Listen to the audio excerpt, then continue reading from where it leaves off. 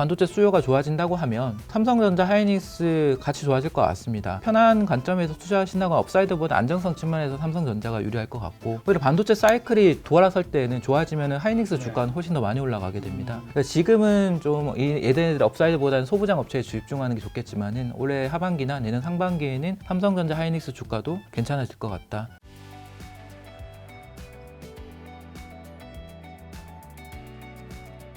삼성전자 감산의 의미랑 시나리오 한번 좀 말씀해 주신다면. 삼성전자 감산을 할 수밖에 없었다, 그런 상황까지 몰렸다가 팩트인 것 같고요. 최근에 저는 이제 매니저이기 때문에 리포트 얘기보다는 다른 현업에 대한 들은 얘기도 같이 섞어서 지금 얘기를 드릴 건데, 삼성전자 그룹 차원에서 2월까지는 감산에 대한 논의가 이 정도까지 구체적으로 안 나왔었던 것 같아요. 근데 3월 들어서 워낙 데이터가 안 좋다 보니까 윗선에서 좀 논의가 시작이 됐고 얼마 안 된 것 같습니다. 그래서 이번 실적 발표 때 언급이 공식적으로 나온 거는 진짜 의사결정이 얼마 안 된 것 같고, 그 정도로 데이터가 안 좋게 나오니까 이대로는 안 되겠다라고 했고, 그 전까지 삼성전자의 목표는 점유율을 높이는 거였어요. D램에서 점유율을 41%까지 떨어졌었는데 지금 한 45%까지 올라갔거든요. 다른 업체들이 줄이게 되니까, 생산량 줄이니까 자연스럽게 삼성전자 쪽이 올라가는 거죠. 근데 한 45% 정도 하니까 점유율을 더 이상 높이기보다는 이젠 다 죽을 필요가 없는 거죠. 그래서 감산을 할 수밖에 없었고,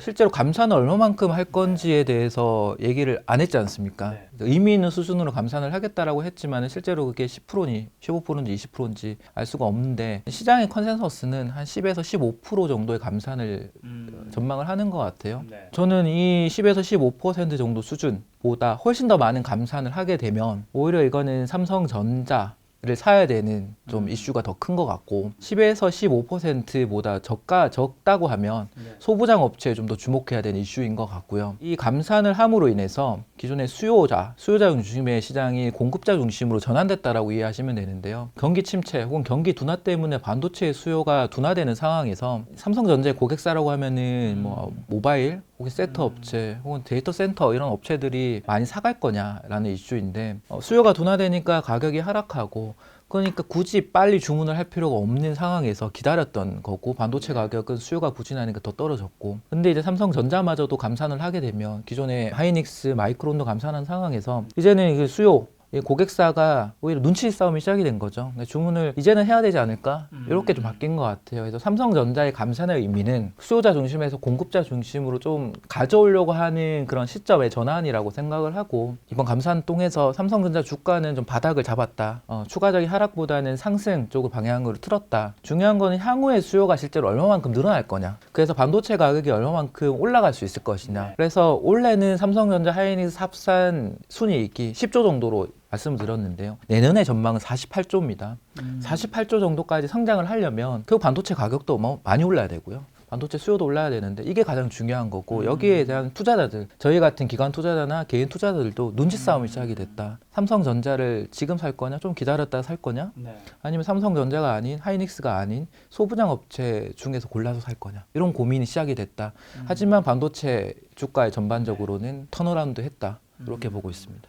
AI 성장에 대해서는 반도체는 어떤 기회가 좀 있을까요? AI가 이제 계속 뜨고 자율주행, 그 다음에 여러 가지 4차 산업 하면서 반도체 4차 산업혁명의 썰을 하면서, 그러면서 이제 삼성전자는 영원하다 이런 얘기도 굉장히 많았던 거잖아요, 사실. AI에 대한 언급은 본격적으로 알게 된 건 2016년으로 되돌아가는데, 그때 알파고의 등장으로 통해서 AI의 투자가 확대될 것이라는 기대가 생겼고, 한 6, 7년이 지났지만 AI에 대한 투자는 많이 늘지는 않았습니다. 하지만 이번에 챗GPT의 등장으로 AI 투자에 대한 가능성이라고 해야 될까요? 투자를 본격적으로 늘려야 되는 그런 시점이 됐다라는 공감대가 형성이 된 것 같습니다. 그게 가장 중요한 거고요. 그럼 이 6, 7년 동안에 뭘 했냐? AI에 대한 투자는 부분적으로 많이 진행이 됐습니다. 근데 이 챗 GPT를 통해서 모두 일반 대다수가 공감하는 그런 AI 관련된 서비스가 나온 거거든요. 그러면 다른 빅테크 업체들도 투자를 늘릴 수 있는 요인이 될 거고, 이랬을 때 다시 한번 데이터 센터의 수요가 늘어날 수 있지 않을까? 이 데이터 센터가 왜 중요하냐면은, D램의 고객사를 보면은 D램 전체 수요의 45% 정도를 데이터 센터가 차지를 합니다. 그리고 한 35% 정도를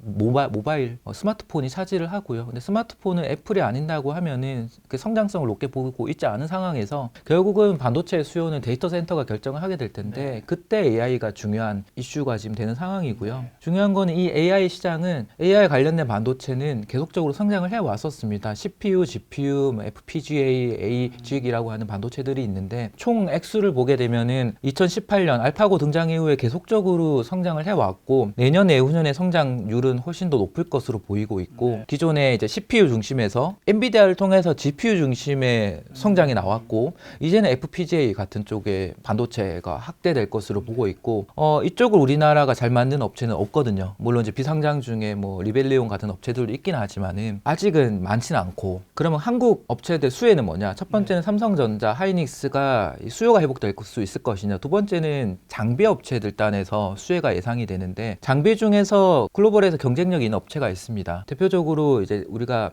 차세대 패키징이라고 하는데 공정 중에 TSV, 하이브리드 본딩이라고 하는 공정이 중요해진다라고 리포트들 많이 나올 거예요. 뭐 자세히 아실 필요는 없고 이것 때문에 어떤 기업이 수혜를 받을 것이냐 한미반도체, 이오테크닉스와 같은 업체들이 수혜를 받을 것이다 라고 하는 이유는 이들 업체가 실제로 이 관련된 장비를 글로벌에서 넘버원을 하고 있고 뭐 이오테크닉스, 한미반도체 최근에 일본 업체를 대체하는 장비를 개발을 하고 이런 상황이 중국이나 대만 그리고 미국도 투자를 늘렸을 때 수혜를 받을 것이다 라고 보는 거고요. 같이 일했을 때 FCBJ 기판 자체도 바뀌게 되거든요. 그래서 기판에 대한 투자가 삼성전기든 LG노텍도 늘리려고 하고 다른 업체들도 있는 거고 그리고 메모리 반도체 사이클이 이것 때문에 바뀔 수 있지 않을까라고 생각하는 이유는 엔비디아가 GPU에 SK 하이닉스의 HBM3를 씁니다. 향후의 모델도 하이닉스 쓸 가능성이 높고요. 삼성전자는 이 HBM 반도체에서 PIM이라고 하는 구조를 하겠다라고 하는데요. 기존의 메모리의 역할은 저장하는 역할이었잖아요. 저희가 시스템 반도체, 비메모리 반도체라고 하는 건 연산, 처리를 하는 그런 성격의 반도체입니다. 이 PIM이라고 하는 구조의 가장 큰 핵심은 메모리의 역할이 이제 연산까지 확장되는 구조다. 이 메모리의 수요가 필요성이 더 확대되는 그런 시점이 AI 때문에 나타날 수가 있다. 반도체도 아까 2차 전지처럼 좀 밸류 체인 좀 한번 알려주신다면. 요거 이제 제가 유튜브에 어느 영상을 보고 최근 학술 영상 보고 제가 좀 작성을 똑같이 이제 했는데요, 개인적으로. 반도체 이제 글로벌 전체적으로 확산을 하면 국내는 삼성전자, 하이닉스는 IDM 업체라고 합니다. 설계부터 제조까지 모든 것을 담당한다고 해서 IDM인데 이 시장인 342빌리언 달러 가장 큰 시장이고요. 여기서 메모리만 125 정도 차지를 하는 시장이고 여기 안에 삼성전자, 하이닉스, 인텔 등등 회사가 있는 거고요. 여기에 이제 앞서 보면 전방 산업은 이제 IP 업체가 있고 장비 업체, 소재가 업체가 있는 거죠. 이들이 장비나 소재가 공급되는 쪽은 파운드리, 이제 오사트, 이제 IDM이 되는 거고 우리가 파운드리라고 하면은 이제 생산을 담당을 하는 거고요. 오사트라고 하면은 후공정, 서비스를 하는 업체입니다. 근데 이 오사트 자체는 국내 시장은 작았는데 삼성전자, 하이닉스가 이걸 외주하게 되면서 뭐 최근 하나마이크론, 두산 테스나 이런 업체들이 실적이 성장을 했었던 요인이었고요. 대만 업체들이 잘하고 있죠. 왜냐하면은 파운드리와 오사트는 함께 갑니다. 그래서 TSMC의 점유율이 높고 TSMC가 잘하니까 오사트가 함께 가는 거고 미국은 팹리스를 잘하는 거죠. 엔비디아, AMD, 퀄컴, 뭐 브로드컴, 텍사스 인스트루먼트 이런 업체들이 다 팹리스 업체인데요. 이런 업체를 통해서 이 설계 쪽으로 IP를 공급하는 대표적인 기업이 영국에 있는 암이라고 하는 회사 이렇게 있고요. 결국 이런 반도체 전방 산업은 모바일 컴퓨팅, 이제 오토모티브, 자동차 쪽, 그리고 디펜스, 특이하게 방산 쪽도 반도체가 굉장히 많이 들어갑니다. 그래서 이 반도체를 우리는 또 이런 IT 쪽뿐만 아니라 뭐 방산, 안보의 중요한 핵심 제품으로 반도체를 얘기를 하는 이유도 이 때문입니다. 그리고 이제 반도체를 밸류체인으로 점유율을 보면 앞서 말씀드린 팹리스는 퀄컴 23%, 브로드컴 21%, 엔비디아 18% 수준으로 거의 대부분 미국이 장악하고 있는 시장이고요. 팹리스의 팹리스를 고객사로 두고 있는 게 파운드리입니다. 팹리스가 설계를 하고 실제로 제품을 만드는 거는 파운드리에서 하게 되는데요. TSMC가 52%, 여기 21년 버전이니까 최근에는 58%까지 점유율이 올라갔다고 해요. 상대적으로 삼성전자 19%에서 15%로 떨어졌고, 형의 삼성전자가 이 파운드리, 비메모리 쪽에서 얼마만큼 올라올 수 있느냐가 중요한 좀 전환점이다라고 보이고 있고, 디램하고 낸드, 메모리 쪽은 한국이 압도적으로 잘합니다. 삼성전자가 디램에선 44%, 하이닉스가 29%, 마이크론 21%. 사실상 디램은 이 세계 업체의 과점이 끝난 시장이기 때문에 더 이상 추가적인 진입자가 경쟁자가 들어올 수 없는 시장이고 그럴 수밖에 없는 규모의 경쟁이거든요. 규모의 경쟁이기 때문에 투자금이 어마어마하게 많이 들어갑니다. 네, 그래서 들어올 수 없는 시장으로 끝났고 이제 문제는 낸드 시장은 아직까지 과점은 아니거든요. 물론 삼성전자가 36%를 하고 이제 키옥시아라고 해서 19% 일본 업체죠. 그리고 웨스턴 디지털 미국 업체 15%, 그 다음이 마이크론, 그리고 SK 하이닉스인데 하이닉스는 이제 솔리다임이라고 해서 인텔 쪽의 낸드 업체 낸드 사업부를 인수해서 20% 점유율을 차지해서 이제 한 2등 3위권으로 올라왔다 이렇게 이해하시면 되고 낸드는 삼성전자, 하이닉스 합쳐가지고 이제는 한 60% 정도 점유율 올라왔다. 이제 삼성전자는 이 낸드 시장을 잡으려고 뭐 최근에 치킨 게임을 한다 이런 이슈는 있었고 이 낸드 때문에 하이닉스 실적이 굉장히 부진한 거거든요. 이런 밸류 체인은 국가별로 정리를 해보면은 말씀드린 대로 미국은 설계 쪽 압도적으로 잘하고 있고 하지만 우리나라는 디램 쪽의 설계는 잘하고 있다. 전공정으로 보면은 전공정은 대만, 한국, 메모리 쪽 일본까지 요 업체들이 이제 장악을 했다. 그래서 동아시아에 대한 투자가 집중이 됐었고 미국이 이것 때문에 자국의 생산 시설을 지으려고 하는 부분이 있는 거죠. 그리고 후공정 쪽으로 가면은 결국 파운드리 압도적인 대만이 잘하고 있고 중국도 자생적으로 후공정, 이제 오사트 이쪽으로 많이 키웠고 한국은 상대적으로 작지만은 따라가고 있는 상황입니다. 여기를 지원하고 있는 설계 자동화 분야는 미국이 잘하고 IP 쪽은 암이라고 하는 게 전 세계 80%를 독점하고 있는 기업이고요. 장비는 미국, 일본 그리고 유럽 쪽이 잘하는데 유럽 쪽은 사실상 ASML 하나밖에 없습니다. 대부분 미국 아니면 일본인데요. 미국이 한 23개 장비 유형, 일본이 12개 정도 장비 유형을 가지고 있고 이 소재 쪽으로 보면은 일본이 장악해버렸습니다. 대만이 유일하게 이 후공정 쪽에 들어가는 소재 부품 쪽을 하고 있지만은 전공정 쪽은 일본 업체가 장악을 해버린 거죠. 그래서 이게 중요한 거는 2019년 보시면은 그때 수출 규제하면서 국산의 이슈가 소재에 가장 컸었고요. 장비까지 국산화되면서 일본을 대체하기 위한 국내에서 개발이 많이 되면서 수혜받았던 기업들이 많이 있었다. 그거는 지금도 유효한데 이런 쪽에 이제 일본이 워낙 압도적인 점유율을 가지고 있으니까 삼성전자, 하이닉스에 지금 골칫거리이기도 하고 향후의 방향성이기도 하는데 국내 기업을 키워야 되는 부분에 대한 부분이 좀 있습니다. 그러면 이제 이런 글로벌 반도체 시장에서 한국의 위치는 지금 어느 정도 되는 거죠? 결국은 디램, 낸드 이쪽을 잘하고 있는 건데 가장 약한 파운드리, 후공정 쪽을 키워야 되고 이번에 정부에서 시스템 반도체 클러스터를 구축을 하겠다라고 하는 거는 한국뿐만 아니라 일본도 마찬가지인데요. 미국도 그렇고 지금 대만하고 중국이 압도적으로 이 파운드리하고 후공정을 잘하고 있으니까 이게 항상 우리가 국제적으로 뭐 리스크가 큰 거죠. 대만이 만약에 대만하고 중국이 전쟁이 나게 되면은 전 세계적으로 반도체가 어려워지는 거니까 한국 내에도 생산 시설을 지으려고 하는 건데 그렇게 하면 키워야 되는 부분은 제일 약한 부분을 키워야 됩니다. 그게 바로 설계 분야, 그러니까 팹리스이거든요. 제가 최근에 듣기로는 이제 팹리스에 대한 공감대가 현대차하고 삼성전자가 좀 형성이 됐다라고 들었는데요. 예를 들어 지금 현대차가 자기가 쓰는 차량용 반도체의 대부분은 해외 업체에 의존을 하고 있습니다. 독일 업체는 인피니언이라고 하는 업체, 일본 업체 르네사스라고 하는 차량용 반도체 업체에 의존을 하고 있는데요. 현대차도 마찬가지 인피니언, 뭐 르네사스 혹은 미국에 있는 텍사스 인스트루먼트 이런 쪽에 의존을 하는데 이걸 자생적으로 팹리스를 키워야겠다라고 하는데 기술력이 안 되지 않습니까? 기술력도 안 되고 사실 이거를 생산을 해줄 삼성전자도 좀 약했었고 삼성전자 입장에서는 국내 밸류체인이 약하니까 국내에서 고객사가 워낙 약하니까 생산량도 많이 못 늘린 상황이고요. 현대차하고 삼성전자가 손을 잡고 우리가 팹리스를 키워줄게. 그렇게 해서 만들어진 제품을 삼성전자 파운드리에서 좀 생산을 다 하게끔 그런 움직임들이 최근에 좀 생긴 것 같습니다. 그래서 향후에 이 시스템 반도체 쪽이라고 하죠. 메모리 간 시스템 반도체 쪽에서 어떤 기업이 성장을 할 수 있을 것이냐, 우리나라 경쟁력이 올라갈 것이냐를 주목하시면 그쪽에 오히려 투자 기회가 많이 생길 것 같습니다. 주식 투자 관점에서요. 한국이 또 반도체가 이제 더 앞으로 잘 될 수 있는 이유 중에 하나는 또 미중 반도체 전쟁도 있는 거잖아요. 네, 이 분쟁에서 한국의 기회와 위험 요인은 좀 어떤 것들이 있을까요? 우선 반도체 미중 경쟁을 할 수밖에 없는 이유를 아실 필요가 있는데요. 보이시는 그림에서 이 로직 반도체, 우리가 시스템 반도체 중에서 앞서 말씀드렸던 AI용 반도체 중심으로 보시면 되는데 이쪽은 선단 공정, 우리가 10나노 혹은 파운드는 이제 3나노 경쟁, 2나노 경쟁으로 얘기를 하고 있는데요. 10나노 이하를 우리가 선단 공정이라고 부릅니다. 이 선단 공정의 전 세계 생산 비중을 보면 대만이 92%로 압도적으로 많습니다. 당연히 TSMC뿐만 아니라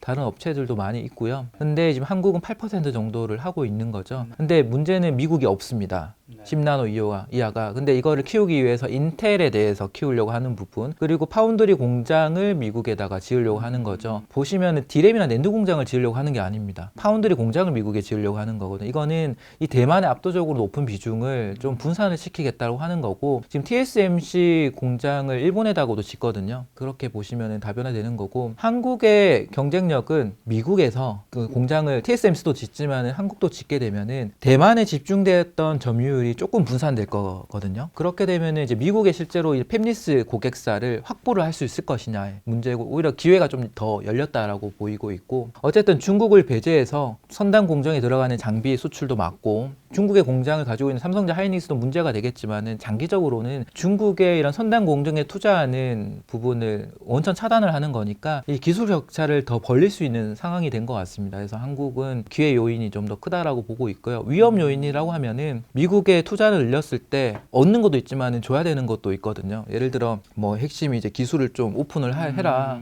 뭐 보조금을 줄 테니까 일정 부분 좀 내놔라, 이런 식으로 갈 수 있을 것 같은데, 그런 식의 교통 정리를 어떻게 할 거냐 향후에 좀 위험 요인이 될 것 같습니다.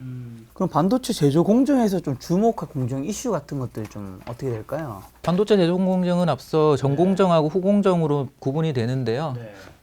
이제 전공정 경우에는 여러 이제 공정들이 계속적으로 이제 반복되면서 진행이 되고, 일수로 보면은 전공정을 대략 한 200일 정도 이렇게 들어가는데, 후공정은 한 달 정도 이내로 해서, 후공정 되게 짧은 사이클입니다. 그래서 전공정에 그동안 장비 투자가 많이 들어갈 수밖에 없었던 요인이고요. 이 전공정 중에서 가장 좀 핵심, 저는 공정이라고 보이는 거는 포토 공정인 것 같아요. 포토 쪽이 이제 포토 레지스트라고 하는 PR, 포토 레지스트, 동진 세미캠이 만들고 있는 그런 소재 쪽이 일본이 90% 이상을 여전히 장악하고 있는 시장에서 국산화 이슈가 가장 중요한 공정이 포토 공정이 되고, 이 포토 공정이 최근에 중요해지는 이유는 이제 EUV 공정이라고 아실 텐데요. EUV 쪽으로 이제 포토 마스크 양산을 하는 시점이 됐기 때문에 관련된 업체들도 주목을 받는 것 같습니다. 그리고 더 중요한 거는 이제 전공정에서의 기술 개발, 차세대 반도체에 대한 기술 개발 어느 정도 한계에 온 거는 사실입니다. 그래서 향후에는 후공정 쪽에서 기술 개발이 많이 이루어질 것으로 보이고요. 이 부분은 이제 파운드리 공장이 지어지면 지어질수록 후공정에 대한 투자도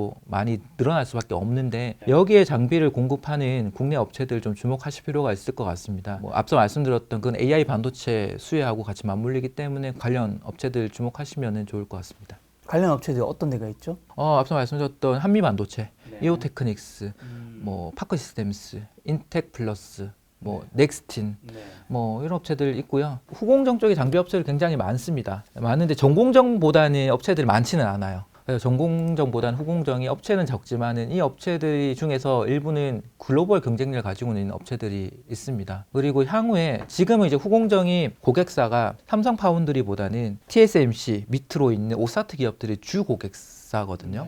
그러면은 핵심 이슈가 중국도 보면은 자생적으로 반도체 생태계를 키워야 되는 거죠. 우리가 2019년에 일본 수출 규제 때문에 우리가 자생적으로 국산화를 했어야 되는 상황처럼 중국도 전 똑같은 상황인 것 같습니다. 2023년부터 어쨌든 중국 내에서 국산화를 시켜야 되고, 그러면 중국으로 장비를 공급할 수 있는 한국 업체들도 주목할 필요가 있다. 그렇게 보면은 기존에 중국 고객사를 둔 후공정 장비 업체들이 좀 주목받을 만하다라고 생각합니다. 자, 주목할 또 차세대 반도체 기술 트렌드는 좀 어떻게 될까요? 결국 지금 반도체는 선단 공정에 대한 투자입니다.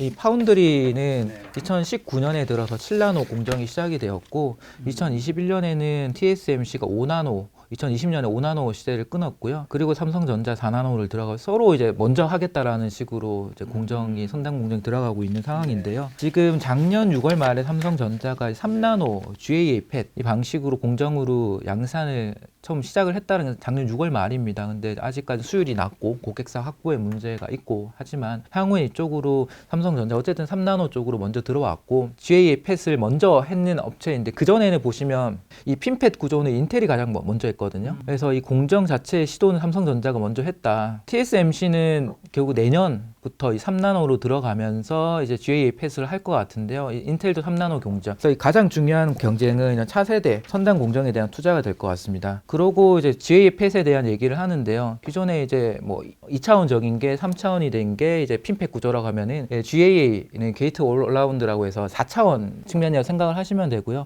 24년부터 TSMC, 인텔이 다 이쪽으로 전환된다고 하면 지금 10몇 년 만에 공정이 바뀌는 거거든요. 그래서 관련된 소재나 소재 업체들한테는 수혜가 좀 저는 클 거라고 보입니다. 올해는 실적이 부진하겠지만 내년부터는 공정 전환에 따른 수혜가 있을 것으로 보이고, 그 예를 들어서 아래쪽에 적혀 있는 포토, 시각, 증착 같은 전공정이 4번 정도가 추가가 될 거거든요. 그러면 각각이 들어간 소재 양이 늘어나게 될 것이고요. 시각 경우에는 기존에 건식 시각 중심으로 갔던 게 습식 시각이 선택적으로 수요가 늘어나게 될 것이고, 여기에 공급을 하는 시각에 공급하는 솔브레인 한솔케미칼 같은 업체가 있고, 최근에 이 ALD 공정이 좀 중요하다라고 하는데, 시각 때문에요. 앞서 습식 시각 때문에 중요한 게 ALD 공정이 되는데요. 여기에 장비를 공급하는 주성 엔지니어링, 유진테크, 원익 아이피스 최근 주가 흐름이 좀 좋습니다. 그리고 이런 시각뿐만 아니라 증착으로 넘어가게 되면, 증착에는 전구체가 많이 들어가게 됩니다. 전구체도 어쨌든 횟수가 많이 들어가게 되는데요. 여기 전구체를 공급을 하는 업체들 보면 솔브레인도 있겠지만, 최근에 주가 보면 레이크 머티리얼즈, 뭐 DNF 이런 업체들이 또 주목받는 이유가, 지금은 업황은 부진하지만은 차세대 기술 전환, 공정의 전환에서 수혜를 받는 업체를 미리 좀 찾으려고 하는 것 같아요. 근데 이 GAA 패스 때 핵심도 결국은 EUV입니다. 앞서 말씀드린 EUV 쪽에는 PR을 공급하는 독립 세미캠, 블랭크 마스크 및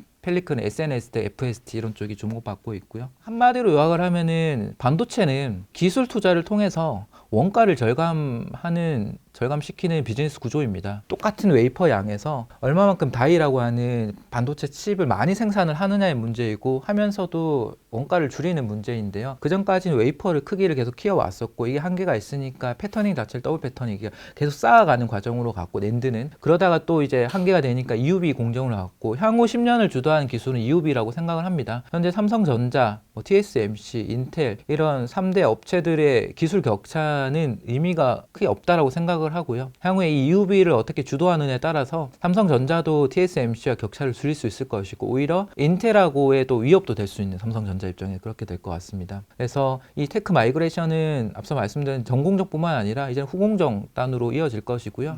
첨단 패키징의 시대가 될 것이고, 이 부분은 삼성전자도 보도자를 통해서 계속 언급을 하고 있습니다. 첨단 패키징 기술이 굉장히 중요하다. 여기에서 기술 격차를 만들어내야 된다. 그런 얘기를 하고 있으니까 관련된 업체들 주목하는 게 좋을 것 같습니다. 자, 그러면 후공정이 좀 중요해진다고 하는데 차세대 패키징에 대한 얘기도 있고, 이거 다시 한번 좀 정리 추가로 해주신다면. 미국에서도 공장을 짓겠다라고 하는, 그리고 이제 대만 중심이었던 게 한국이나 일본으로 공장이 확대되는, 늘어나는 거는 다 파운드리 공장을 얘기를 많이 하죠. 근데 이제 파운드리 공장이 늘어날수록 미국 내에서 실제로 투자가 많이 늘어나는 쪽이 후공정이라는 게 사실입니다. DARPA라고 하는 업체가, 이 기관이 있는데요. 여기 미국 이 기관은 뭐냐면은 미국 국방성 산하에 있는 연구 기관입니다. 여기 기관에서 버짓 예산을 편성을 했는 걸 보면 2022년 대비해서 23년이 급증한 분야가 있습니다. 보시면 이제 동그라미를 쳐 있는 이게 KB증권 자료인데요. 그 동그라미 두 가지의 핵심은 후공정 쪽에 대한 반도체 패키징 기술에 대한 투자 예산이 많이 늘어났다는 부분입니다. 결국 미국이 그동안 이 팹리스 자기 설계에 대한 부분은 압도적으로 잡고 있지만은 공장 자체는 대만에 집중되어 있고, 그걸 가져와야 되는데, 가져오면서 기존에 이 팹리스 잘하고 있는 팹리스의 업체와 연결을 하려고 보면 오사트라고 하는 후공정을 키워야 되고, 여기에 대한 투자가 늘어날 수밖에 없는 상황에서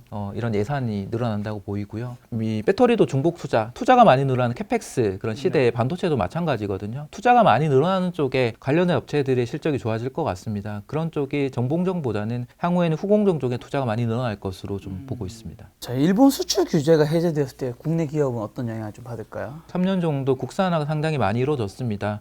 대표적으로 동진 세미캠의 포토레지스트가 점유율이 10%가 안 됐던 게 지금은 이제 거의 20% 가까이 왔고요.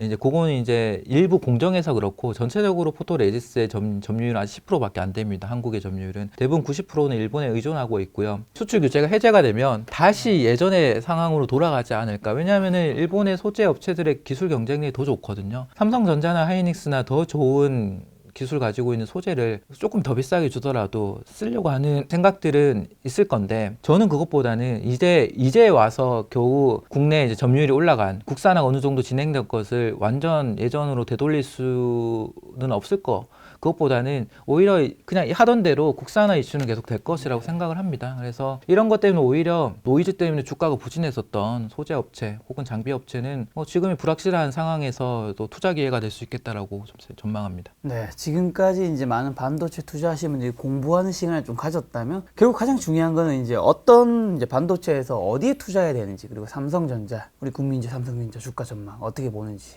삼성전자 하락은 이제 반도체 업황보다는 오히려 이제 매크로적인 관점에서 봐야 될 것 같기 때문에, 앞서 저는 수출이 반등하고 뭐 이런 요인 때문에 시장을 좋게 보는 입장에 삼성전자 주가가 빠질 염려는 별로 없다라고 보이고, 다만 삼성전자를 투자할 거냐 혹은 하이닉스를 투자할 거냐 혹은 소부장 업체를 투자할 것인에 대한 고민은 좀 되는 것 같습니다. 아직 저도 되는데, 삼성전자가 주가가 많이 오르려면은 단순히 반도체 수요도 중요하고 반도체 가격 반등도 중요한데, 저는 삼성전자가 약했던 부분이 키울 수 있을까? 예를 들어 이제 비메모리죠. 시스템 반도체 쪽으로 파운드리 혹은 후공정 쪽에 투자를 확대해서 이쪽이 TSMC와의 격차를 줄일 수 있을 것이냐가 중요할 것 같고요. 이게 앞서 GA의 팻 공정과도 연결이 되는 것 같고, 이 부분 좀 남아 있는 것 같습니다. 현재 상황은 조금 남아 있는 것 같고, 반면에 소분양 업체 쪽은 지금 볼만한 업체들이 많이 나오고 있다라고 보이고요. 앞서 설명드렸던 그런 차세대 기술 변화에 따른 수혜를 받는 장비가 될 수도 있고 소재도 될 수 있고, 그런 종목에 우선 집중을 하면서 실제로 하반기에 반도체 수요가 좋아진다고 하면 삼성전자, 하이닉스 같이 좋아질 것 같습니다. 이거는 개인 투자자들의 선택의 문제가 될 것 같은데요. 삼성전자를 나는 좀 더 편하니까, 큰 기업이 편한 관점에서 투자하신다거나 업사이드보다 안정성 측면에서 삼성전자가 유리할 것 같고, 오히려 반도체 사이클이 돌아설 때는 좋아지면 하이닉스 주가는 훨씬 더 많이 올라가게 됩니다. 그래서 지금은 좀 얘네들 업사이드보다는 소부장 업체에 집중하는 게 좋겠지만은, 올해 하반기나 내년 상반기에는 삼성전자, 하이닉스 주가도 괜찮아질 것 같다. 이런 순서의 차이가 있는 것 같습니다. 자, 오늘 이제 차장님 모시고 반도체 2차전지 굉장히 많은 공부를 했는데, 개인 투자자로서 좀 좋은 종목 고르는 방법 좀 알려주신다면 어떤 게 있을까요? 사실 뭐 제가 이런저런 밸류체인에 대해서 자세하게 많이 말씀드렸지만, 이런 것까지 다 아시면 좋지만 다 아시기는 쉽지는 않습니다. 그래서 유튜브 영상을 참고하시면서 그때그때 종목에 대한 스터디를 틈틈이 하시는 게 좋을 것 같고요. 가장 중요한 거는 주가라는 게 쌀 때 사서 비싸게 파는 이슈이고, 어떤 기업이 지금 싸게 거래되고 있는지를 보시는 게 중요하고요. 더 중요한 거는 각각의 산업에서 핵심 기업이 무엇이냐를 선정을 하는 그런 걸 고민을 많이 하실 필요가 있습니다. 앞서 배터리 분야에서는 국내 여러 가지 경쟁력 있는 섹터가 많이 있지만, 국내가 잘하지만, 한국이 잘하지만, 반도체 경우에는 한국이 잘하는 분야도 있고 못하는 분야도 있고 향후에 투자가 늘어나야 되는 분야도 있는 거죠. 그래서 향후에 투자가 늘어나는 분야가 기업들 실적이 좋아질 거니까, 그런 측면으로 고민을 많이, 핵심 기업을 찾는 고민을 많이 하실 필요가 있고요. 이 핵심 기업이라고 할 때는 산업이 국내 중심의 산업이면 국내 중심의 핵심 기업을 찾겠지만은, 중요한 거는 글로벌 관점의 핵심 기업입니다. 그래서 글로벌에서 잘할 수 있는 개별 기업을 찾는 노력을 하시면 좋을 것 같고, 사실 그게 가장 어려운 부분이고요. 우리가 이 투자 대상을 선정하는데 가장 중요한 가치 판단은 모든 의사결정이 이제 최우선이 되는데, 가장 중요한 거는 미래의 이익입니다. 이익이 성장할 수 있는, 결국 기업의 장기 수익 궤적은 계속적으로 이제 이렇게 성장을 하게 되는데, 선행적으로 성장을 하죠. 그런데 주가는 과열을 보이고 소외가 되고 다시 과열을 보이는 반복됩니다. 지금 소외되어 있는 쪽을 찾으려고 하는 노력을 보이는 게 좋을 것 같고요. 싸다라고 하는 관점이 단순히 저 PBR, 저퍼 관점의 지표 중심의 투자가 아니고요. 투자 대상 기업의 패러다임, 앞서 이제 글로벌 관점의 경쟁력, 이익이 늘어날 수 있는 분야, 기술 투자가 늘어날 수 있는 분야, 이런 쪽에 관심을 많이 가져주시는 게 좋을 것 같고, 마지막으로 트레이딩이 왜 필요하냐라고 생각하면, 저는 매니저 관점에서 종목의 순환매를 가지고 이것도 먹고 다음에 이것도 먹고 이 순서를 먹는 그런 관점의 트레이딩이 아니고요. 비중 관리가 굉장히 중요합니다. 예를 들어 올해 1분기는 누가 뭐래도 2차 전지의 비중이 높았던 매니저나 개인 투자자는 압도적인 수익률을 거뒀을 거고요. 또 2분기가 되면 좀 달라질 수 있을 거고요. 만약에 2차 전지가 아닌 다른 쪽의 섹터로 넘어가는, 좀 순환되는 분위기로 가면은 비중을 조금 옮기는 전략이 필요한 거죠. 그럼 비중 관리 차원에서 오버슈팅이 나온 거는 일부 팔아서 언더슈팅이 나 있는 쪽을 비중을 늘리면서, 그러면 장기적으로는 기업의 장기 수익 궤적보다는 나의 수익률은 더 높아진다 이렇게 생각합니다. 그리고 마지막으로 기업 측면에서 실적을 분석을 하실 때 가장 중요한 거는 ROE 개념인데요. 기업이 자본을 투자해서 얼마만큼의 이익을 낼 것이냐, 이건 쉽게 저희가 투자 관점이 아니고 음식점, 가게를 오픈한다고 했을 때 초기 자본이 들어갈 거고요. 그걸 캐펙스라 하고, 그리고 그 다음에 운영을 하는 데 따라서 또 투자금이 들어가겠죠. 그런 거는 오펙스라고 해서 운영에 대한 투자라고 하는데요. 그런 식으로 이제 투자가 들어가는 부분이 자본이 될 겁니다. 그런 자본을 가지고 얼마만큼 이익을 많이 올리느냐가 ROE 개념인데요. 이 자기 자본 이익률이 곧 자기 자본의 성장률입니다. ROE가 높은 기업이 성장성이 높다라는 측면이고요. 그리고 주식 투자자 관점에서 기대 수익률이 높습니다. 왼쪽 이 표하고 오른쪽 표는 어떻게 구분을 했냐면, 왼쪽은 일반적인 상황에서 기업이 100을 올리고 원재료 50, 그리고 인건비 20 주고 감가상각비 10을 주고 R&D 5를 투자하면 이자 비용을 5를 주면 순이익 한 10 정도가 남겠죠. 그러면은 이 기업은 순이익률은 10%. 근데 자기 자본이 100짜리인 기업이면은 ROE를 10% 정도. 그럼 이 기업은 매년 10% 정도 성장하는 기업이 됩니다. 근데 이게 인플레이션 시대가 되면 모든 물가가 다 올라가다 보니까 기업들은 이 원재료비만큼 가격을 정가를 시켜야 돼요. 그럼 매출도 30만큼 늘어서 130이 되고 원재료비도 30만큼 늘어서 80이 됩니다. 근데 인건비도 늘어나게 되고 감가상각비는 뭐 똑같겠죠. 근데 R&D비도 일정 부분 투자해야 되고 이자 비용도 금리가 올라가게 되면 기업은 난 가만히 있었는데 순이익은 마이너스 5가 됩니다. 적자가 나는 거죠. 실제로 ROE는 마이너스 5%가 되는 거고요. 그러면 여기에서 중요한 거는 인플레이션 이상의 매출 성장을 할 수 있는 기업을 찾아야 돼요. 그러니까 매출이 130이 아니고 원재료비만 가격 전가할 수 있는 기업이 아니고 이번 기회에 훨씬 더 높은 가격을 받을 수 있는, 혹은 새로운 신제품, 새로운 고객사를 확대해서 매출 자체가 훨씬 더 점프할 수 있는 기업을 찾아야 되는데요. 그게 두 가지 요인을 고민을 하시면 좋습니다. 가격 결정력을 가지고 있느냐, 가격 결정력이라고 하면은 기술력 가지고 있는 업체이냐, 경쟁 강도가 약한 산업이냐, 그리고 두 번째는 구조적인 매출 성장이 나오는 비즈니스이냐, 신사업, 신제품을 할 수 있는 업체이냐가 중요할 거고요. 결국 이런 ROE를 방어할 수 있는 기업이 경쟁력을 더욱 키울 수가 있습니다. 결국 내가 현금 흐름, 이익도 그렇지만은 회사에 남는 현금 흐름이 많으면 많을수록 미래를 위한 투자를 할 수가 있잖아요. 예를 들어 저희가 가게를 하는데 손님이 많이 와서 돈을 많이 벌었어요. 근데 경기가 불황이지만은 맛집으로 소문이 나서 돈을 많이 벌었습니다. 하지만 경기가 불황이기 때문에 나는 2호점을 낼 수도 있고 아니면은 가게를 키울 수도 있는 거죠. 그런 투자를 기업 입장에서는 캐펙스 혹은 R&D라고 합니다. 이 캐펙스와 R&D를 할 수 있는 업체와 아닌 업체는 이번 경기 침체 불황기에 많이 갈리게 될 것 같고요.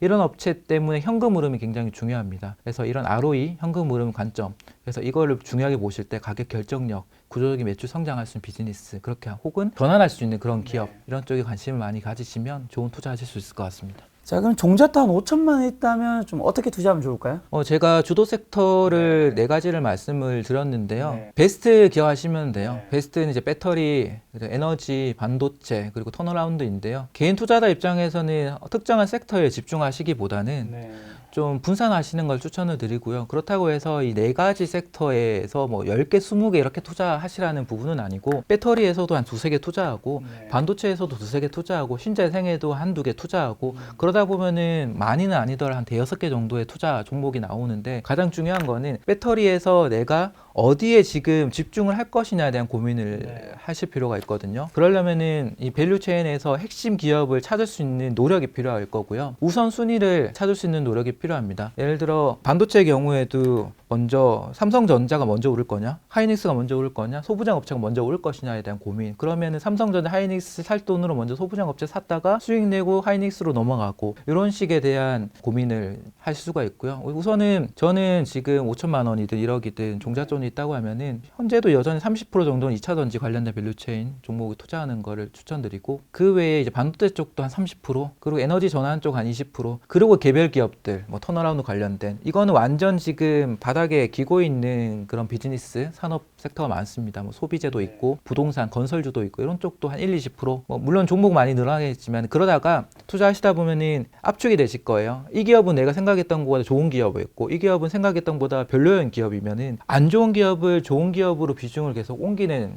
노력을 하시면 종목은 압축되면서 기대 수익률은 더 커지는 그런 방법을 추천드립니다. 마지막으로 지금 같은 시장에서 개인 투자자분들 좀 어떻게 대응해야 하는지, 그리고 하고 싶으신 말씀 있다면 뭐가 있을까요? 우선은 좀 방어적인 스탠스, 태도보다는 조금은 공격적으로 시장을 보셔도 충분히 좋은 전환점인 것 같고요. 경기 침체라고 하는 단어에 너무 집중하지 마시고 이미 주가는 어느 부분 반영되어 있다라고 생각하시고 지금 지수도 괜찮아진 상황인 것 같고요. 지금 이게 지수가 얼마만큼 올라갈 것이냐에 대한 고민, 이건 이제 매크로에 대한 고민인데요. 매크로 시장 이런 거에 대한 고민보다는 내가 어디에 투자를 할 거냐, 섹터 혹은 종목에 대한 스터디를 많이 하셨으면 좋겠습니다. 이번 기회에 배터리로 돈이 많이 들어오는 상황에서 몇몇 주도하는 종목 말고도 또 다른 좋은 기회가 있는 종목이 뭐가 있을지도 또 공부를 하시면 좋고요. 이제 이 에너지에 대해서도 오늘 얘기를 못했지만 이게 중요한 뭐 이슈 많습니다. 그러니까 신재생 에너지에 대해서는 방향성은 확실하잖아요. 전방 산업의 방향성이 확실한, 무조건 성장할 수밖에 없는 전방 산업에 있는 핵심 기업을 투자하면은, 장기적으로 투자하면은 웬만하면은 저는 크게 마이너스 나는 상황은 없을 거라고 봅니다. 단 너무 과열일 때 사는 것보다는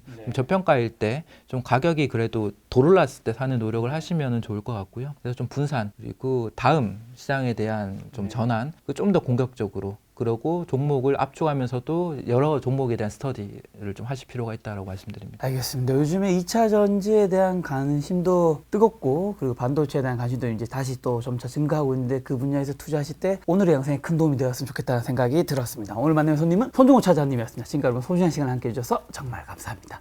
오늘도 김 작가였습니다. 고생 많으셨습니다. 감사합니다.